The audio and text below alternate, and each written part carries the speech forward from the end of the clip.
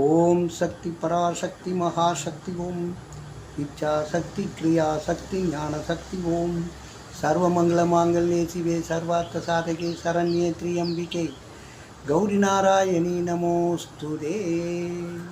அன்பார்ந்த நேயர்களே, ஸ்ரீ விஸ்வபிரம்மம் அனுக்கிரக ஜோதிடம் என்ற ஜோதிட அலுவலகத்திலிருந்து அனுபவ ஜோதிடர் நடராஜாச்சாரியா ஆகிய அடியேன் பல ஜோதிட கருத்துக்கள், ஆன்மீக சிந்தனைகள் அவ்வப்போது அளித்து வந்திருக்கிறேன். எனக்கு நல்ல ஆதரவையும் ஊக்கத்தையும் கொடுத்து எனது விஸ்வபிரம்மம் ஜோதிடம் என்ற சேனலில் சப்ஸ்கிரைப் செய்து எனக்கு நல்லதொரு ஊக்கத்தை அளித்து வருகின்ற உங்கள் அன்பு உள்ளங்களுக்கு என் மனமார்ந்த நன்றி. இப்போது இந்த ஒரு லக்னத்துக்கு 7ஆம் இடத்திலே ஒரு கிரகம் இருக்குமேயானால் அது எப்படி பிரச்சனைகளை தருகிறது என்ற அளவில் நான் சூரியன் முதல் சூரியன், சந்திரன், செவ்வாய், புதன்,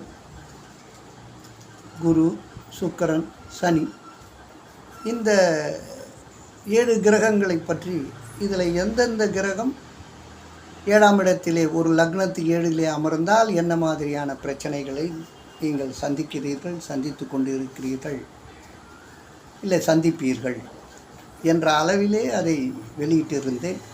அதற்கும் நல்ல ஆதரவு கிடைத்து வருகிறது. இப்போது இந்த 7ஆம் இடத்திலே ராகு அல்லது கேது, இவர்கள் யாராவது ஒருத்தர் அந்த இடத்துல இருப்பாங்கன்னா அதில் என்ன பிரச்சனை?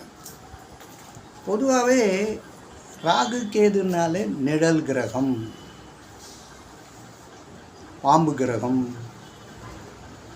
இருட்டு கிரகம், இப்படியெல்லாம் ஒரு அளவில் அந்த ராகு கேதுகளுக்கு கொஞ்சம் இந்த நம்ம மாதிரி ஜோதிடம் பார்ப்பவர்கள் கொஞ்சம் பயப்படுறாங்க. பயந்து தான் ஆகணும், வேறு வழி இல்லை. நீங்கள் சனிக்கு கூட பயப்பட வேண்டாம், ஆனால் ராகு கேதுக்கு கண்டிப்பாக பயப்பட்டு தான் ஆகும். என்ன சார் இப்படி சொல்கிறீங்க அப்படின்னு கேட்குறீங்களா? ஏன்னா ராகு கேதுக்கள் நம்ம மூதாதையரை போட்டு அவங்க பண்ண பாவ புண்ணியத்தை கர்மாவில் சேர்க்குற ஆளுங்க இவங்க. இந்த ஜென்மத்தில் நீங்கள் என்னென்ன மாதிரியான பிரச்சனைகள், கஷ்டங்கள், ரோதனைகள், வேதனைகள் இதெல்லாம் நீங்கள் அனுபவிக்கணும்னா எப்படி அனுபவிக்கிறீங்களா, அதுக்கு ராகு கேது தான் துணை புரிகிறார். இப்போது ராகு என்ன பண்ணுறார்? நம்ம தந்தை வழி, தகப்பனார் வழி, முப்பாட்டனார் வழி, முன்னோர் வழி, இந்த இடத்துல யாராவது எதை பண்ணாங்க அந்த கர்மாவில் சேர்த்து விட்டுட்டு அதை நீ இந்த ஜென்மத்தில் எப்படியெல்லாம் அனுபவிக்கணும் அப்படின்னு ஒரு ஸ்கெட்சும் போட்டு ஒரு ஷெட்யூலையும் கொடுத்து உங்களை ஆட்டி படைப்பாங்க. கேது அப்படின்னு பார்த்திங்கன்னா அவர் தாய் வழி, அவங்க வம்ச வழியில் ஏதாவது பிரச்சனை பண்ணி ஒருத்தருக்கு ஒருத்தர் கஷ்டத்தை பண்ணி யாராவது பாவத்தையும் சாபத்தையும் வாங்கி அதை அப்படியே என்ன பண்ணோம் நம்ம வம்சத்தில் சேர்த்து விட்ருவாங்க.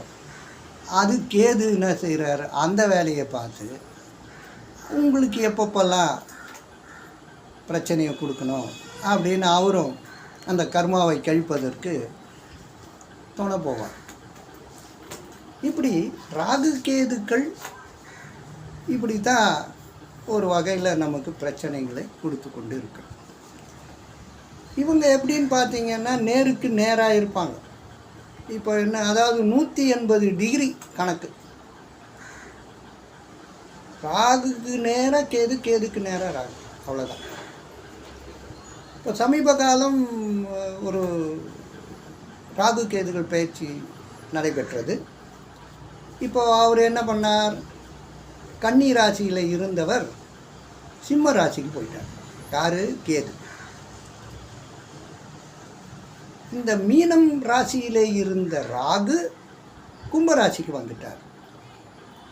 எல்லாரும் கிளாக் வைஸாக மற்ற கிரகம் சுற்றும், இந்த 2 கிரகம் மட்டும் ஆன்டி கிளாக் வைஸாக சுற்றும்.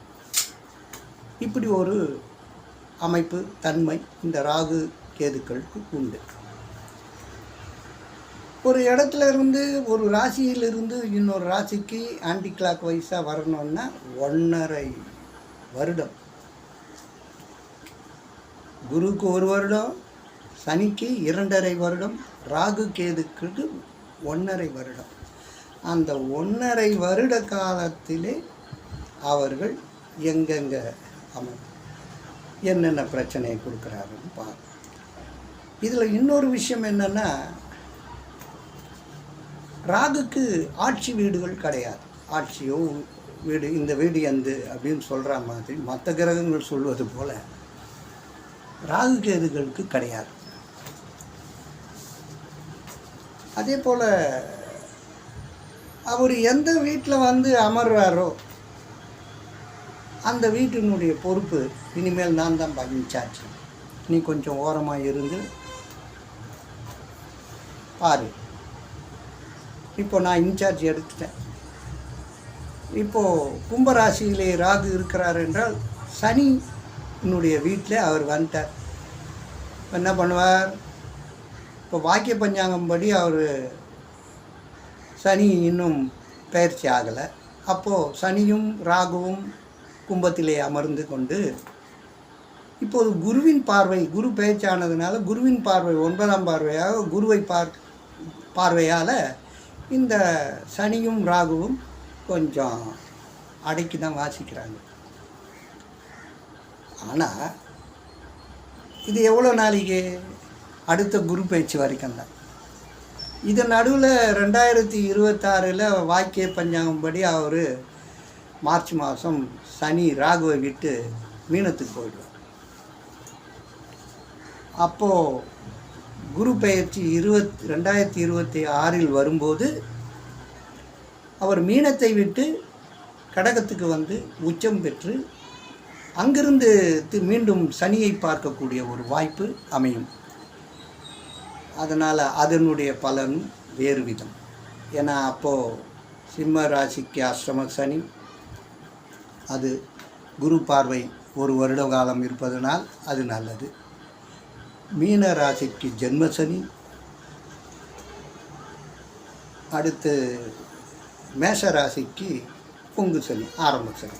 இப்படியெல்லாம் அந்த சனியினுடைய காலகட்டத்தை பார்த்து, ஆனால் அந்த சனியை குரு பார்க்கும்போது அந்த 2026 ஒரு நல்ல விஷயமாக நடக்கும். இது வேற. இப்போது இந்த ஒரு லக்னத்துக்கு 7 ராகு அல்லது கேது இருப்பாரே ஆனால் என்ன நடக்குங்க? நீங்கள் என்ன நினைக்கிறீங்களோ அது நடக்காது. விரும்பத்தகாத சில பிரச்சனைகள் வரும். நீங்களும் அதுக்கு தகுந்த மாதிரி விரும்பத்தகாத சில விஷயங்களை செய்வீங்க. அதனால் குடும்பத்தில் குழப்பம், பிரச்சனை, கஷ்டம். அந்த விரும்பத்தகாத ஒரு தாக்கம்னா அது ஒரு விதமான மன வேதனை தானே. நமக்கு ஒரு விருப்பம் இல்லாத ஒரு செயல் நடக்குது, அது நீங்கள் பண்ணுறீங்கன்னா, கணவன் செய்தால் மனைவிக்கு கஷ்டம், மனைவி செய்தால் கணவனுக்கு கஷ்டம். இப்படி 2 பேருக்கும் ஒருத்தருக்கு ஒருத்தர் கஷ்டத்தை கொடுத்து அதனால் குடும்ப கஷ்டம். பெரியவங்களுக்கும் மனவேதனை. என்னடா நம்ம பையன், என்னடா நம்ம பொண்ணு ஒழுங்காக கல்யாணம் பண்ணி கொடுத்தோம், நிம்மதியாக இருக்கலையே. இது போல் ஒரு பிரச்சனைகளை எந்த வகையில் வருது, எப்படி வருதுன்னு சொல்ல முடியாது. ஆனால் அது நம்ம கர்மம். இப்படியெல்லாம் நம்ம கஷ்டப்படணும்னு தான் ராகு கேதுக்கள் அந்த வேலையை செய்து, அதை நம்ம உஷாராக புரிஞ்சுக்கிட்டோம்னா நம்ம கொஞ்சம் அதை பற்றின ஒரு அவேர்னஸை வச்சுக்கணும் மைண்டில். வேணாம் இதெல்லாம் யார் செய்கிற வேலை, ராகு கேது செய்கிற வேலை இதுகளை நான் தலையிட மாட்டேன் அப்படின்னு கொஞ்சம் நீங்கள் உஷாராக இருந்துட்டீங்கன்னா அதிலெல்லாம் கொஞ்சம் அந்த விரும்பத்தகாத சில பிரச்சனைகள் உங்களுக்கு வராமல் அதிலேருந்து நீங்கள் எஸ்கேப் ஆகலாம்.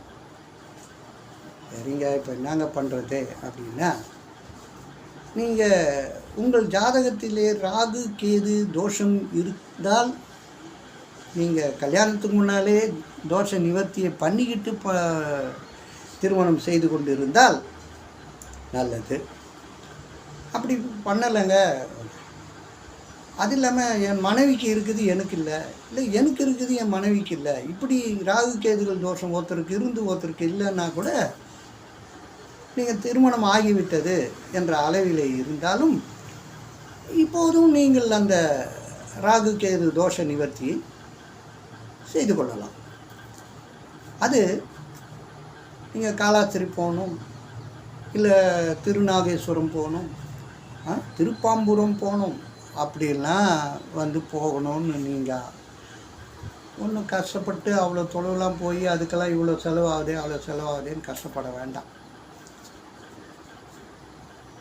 நான் என்னுடைய யூடியூப்பில் விஸ்வபிரம்மம் ஜோதிடம் என்ற எனது சேனலை நீங்கள் சப்ஸ்கிரைப் செய்து பார்த்தீர்கள் என்றால் ராகு கேது தோஷ பரிகாரத்தை நான் மிகவும் எளிதாக கூறியிருக்கிறேன். அதுக்கு ரொம்ப செலவும் கிடையாது, எங்கேயும் போக வேண்டிய வேலை கிடையாது. நீங்கள் அருகில் உள்ள சிவன் கோயில் அம்மன் கோயிலில் 2 நாகங்களை இப்படி பார்க்கும், ஒன்றோடு ஒன்று பார்த்து அப்படியே இப்படி 2 வாழை இப்படி தொங்க போடும். ஆக அதை பார்க்கும்போது ஒரு 8 போல அப்படி அப்படி நிற்கும். அது ஒரு கற்சிலை இருக்கும் அந்த மரத்துக்கு அடியிலே. அந்த ஒரே ஒரு சிலைக்கு அங்கே 4-5 பேர் கூட வச்சுருப்பாங்க. அதில் எது உங்களுக்கு மனசுக்கு லைக்குதோ பிடிக்குதோ அந்த 2 நாகங்கள் உள்ள ஒரு சிலைக்கு நீங்கள் பரிகாரத்தை செய்து கொள்ள வேண்டும். 5 விதமான அபிஷேக பொருள் வாங்கி அதுக்கு அபிஷேகம் பண்ணணும். அப்புறம் மஞ்சள் பூசி குங்குமம்லாம் வரிசையாக வச்சு பூஜை பண்ணணும். அந்த பூஜை பண்ணிவிட்டு அங்கே இருக்கிற தேங்காய் பழம் வெத்தலை எதையுமே வீட்டுக்கு கொண்டு வரக்கூடாது. அந்த பூஜா பலனோடு நீங்கள் வீட்டுக்கு விரதம் இருக்க வேண்டும். ஒன்றும் சாப்பிடக்கூடாது. காஃபியோ டீயோ பாலோ ஜூஸோ பழமோன்ட்டு எதையும் சாப்பிடாம இரவு தூங்கும் வரை எதுவும் சாப்பிடாம முடிஞ்சால் 2 மஞ்சள் வாழைப்பழம் நைட்டில் மட்டும் தூங்குறதுக்கு முன்னே சாப்பிடலாம். அப்படியே நீங்கள் தண்ணி குடிக்கலாம், எவ்வளோ வேணும்னாலும் தண்ணி குடிங்க, தண்ணிக்கு தோஷம் இல்லை. மற்றது ஏதாவது சாப்பிட்டுட்டிங்கன்னா அது அவ்வளோவா பலன் கொடுக்காது. இது மாதிரி ராகு கேதுகள் தோஷ நிவர்த்தியை பண்ணதுக்கு எப்படி என்ற விவரங்கள் பார்ட் 1, பார்ட் 2, பார்ட் 3 என்ற அளவில் நான் என்னுடைய விஸ்வபிரம்மம் ஜோதிடம் என்ற அந்த யூடியூப் சேனலில் நீங்கள் சென்று சப்ஸ்கிரைப் செய்து பார்த்தீர்கள் என்றால், அதன்படி அந்த பூஜா பலனை செய்தீர்கள் என்றால் உங்களுக்கு நல்லது. ராகு கேது தோஷ நிவர்த்தி உங்களுக்கு நல்லதொரு பலனை தரும். ஆக இன்னொரு விஷயம் என்னென்னா, இப்போ சப்போஸு உங்களுக்கு என்ன தசை நடக்குதுன்னு பாருங்கள். என்ன தசை நடக்குதுனாலும் ஏதாவது ஒரு தசை நடந்துட்டு தான். அந்த எந்த தசை நடக்குதோ அந்த திசையில் பார்த்திங்கன்னா அது ராகு புக்தி வருதா, இல்லை ராகு திசையே இருந்தால் அது வேறு. ஆனால் வேறு தசை, சுக்கிர தசை, சூரிய தசை, சந்திர தசை, செவ்வாய் தசை, குரு தசை, சனி தசை, என்ன தசை உங்களுக்கு நடக்குதுன்னு பாருங்கள். அதில் கண்டிப்பாக ராகு புக்தி வரும். அப்போ கொஞ்சம் கவனமாக இருக்கணும். அதை நீங்கள் கண்டிப்பாக தெரிஞ்சு வச்சுக்கணும். இப்போ நமக்கு ராகு புக்தி வருதா, இந்த தசை நமக்கு நடக்குது, இந்த தசையில் ராகு புக்தி வருதா இல்லை கேது புக்தி வருதா, இது ரெண்டுத்தையும் எப்போ வருது, அந்த காலகட்டங்களில் கவனமாக இருந்து நீங்கள் செயல்பட்டால் இந்த விரும்பத்தகாத தாக்கங்கள் உங்களுக்கு வராது. புரிகிறதா? அப்போ தான் கொஞ்சம் கவனமாக இருக்கணும். இப்போ ராகுதசையும் உங்களுக்கு வந்துருச்சுன்னா இன்னும் கஷ்டம். அது கஷ்டம், பெரிய கஷ்டம். உங்கள் ஜனன ஜாதகத்தில் 3, 6, 10, 11 இந்த 4 இடங்களில் இருந்தாலும் கூட ராகு தசை வந்தால் சில கஷ்டங்களை நீங்கள் அனுபவிச்சு தான் ஆகணும்.